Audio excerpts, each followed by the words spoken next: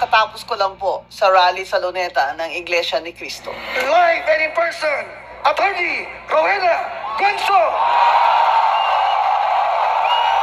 Tama ba ang mga ginagawa nila sa ating bayan ngayon? Hindi tama! Hindi tama! Hindi tama! Ang mga tao pobre ay nakapila para makasakay lamang ng jeep o bus. 5 oras hanggang makauwi. Ang mga buhaya ay naka-helicopter. Sasakay ka ng tricycle, ang tricycle driver nagbabayad ng tax. Bibili ka ng grocery, may tax. Bibili ka ng gamot, may tax. Bat sila ng bat. Tawag ko isa dyan, tawagan nyo na talagang Batman. At syempre, ang bombshell doon ay ang testimony ni Senator Amy Marcos na si Ferdinand Bongbong Marcos Jr. ay addict sa cocaine. Noon, dahil may tatay pa kami, hindi ko pa siya responsibilidad. Noong tumatanda, ay mas naging nakakabahala. Batid ko na nagda-drug siya. Paghapon sila, lahat sila nagiinuman at gumagamit ng cocaine.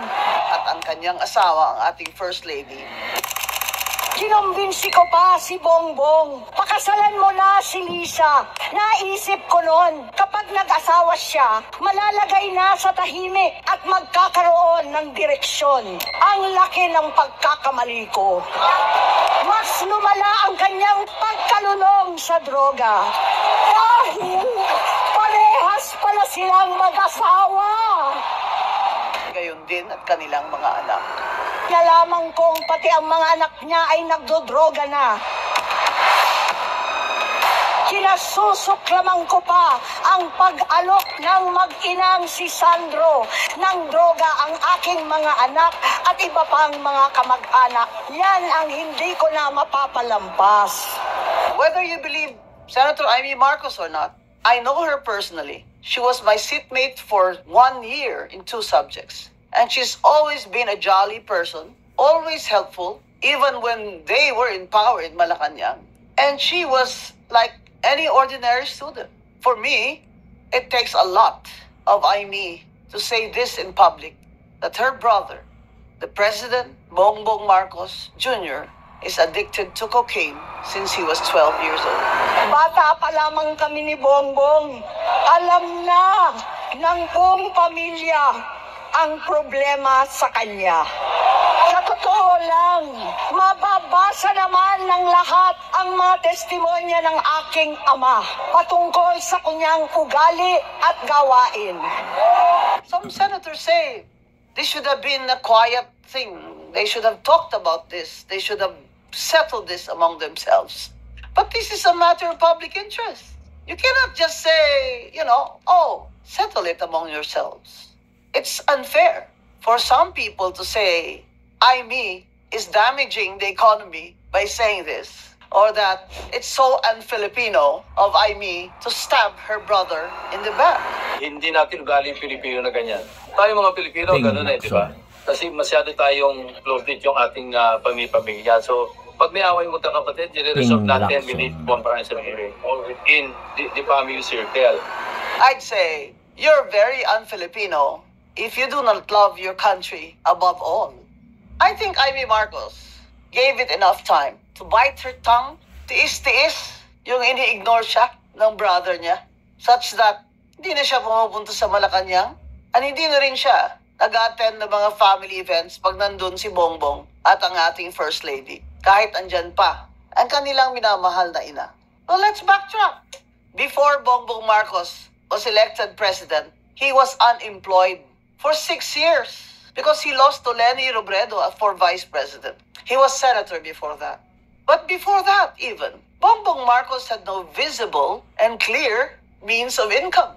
He's not a lawyer. He's not a head of some reputable business. He has no profession. And it was discovered that he lied, that he graduated from Princeton or Oxford. Ano po yung binigay sa inyo? Certificate.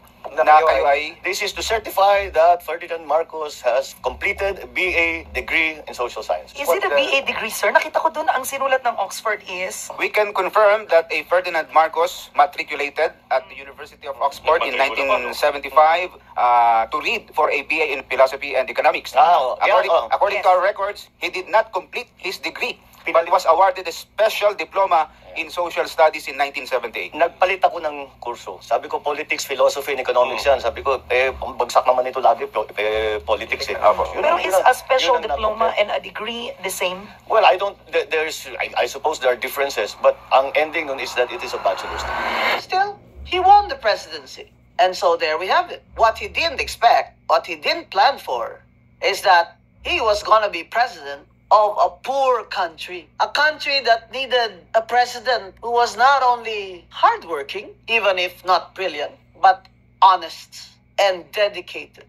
Because what the Filipinos feared the most was an economic disaster under Bongbong Marcos.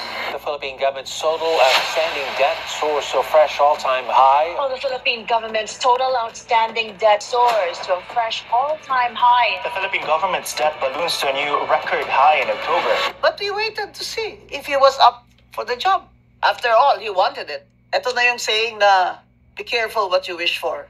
You might just get it. So when he became president, he was overwhelmed with the task because he's never really had to work very hard. Come on. When he was Vice Governor of Ilocos Norte and he did not pay his taxes, his income taxes, which is why, in my opinion, in his Comelec case for disqualification, I rendered my opinion, which of course my vote was not counted, that he was disqualified from running for office because he was convicted 2 times for a crime involving moral turpitude, which is not paying his income taxes while he was governor. Because, you know, during martial law, they could do anything they wanted. Nobody was looking, nobody could protest. People who went against Ferdinand Marcos ended up disappearing or dead. Now, my friends in the left still have very vivid memories of martial law. Hindi maaalis sa akin yung ginawa sa akin. Dahil tao naman ako, bakit ganyan ang ginawa nila? Hayop nga, dapat hindi gawin na ganyan. Pero tao. Eh sabi ko nga, si Marcos hindi tao. Oh, back to Bongbong. Bata pa lamang kami ni Bongbong. Alam na ng buong pamilya ang problema sa kanya. If he has been on cocaine since he was 12, and he became president at 64, you can imagine all these many, many years of cocaine addiction. And what does it do to you? I do not have any addiction, but I asked friends who were on cocaine, and they said that the thing with cocaine is that it gives you a dopamine hit. So you get a quick high, but it will only last you for 15 minutes. And because it's only going to be for 15 minutes, you want more and more and more. So they end up, you know, till morning. And coupled with alcohol, that's a deadly combination. Now, I don't know if you can flush that out of your system by going somewhere abroad and detoxifying your system. I don't know. But how many times in 3 years did we hear that somebody in Malacanang went abroad for whatever, or that took a break, or on leave from the public view?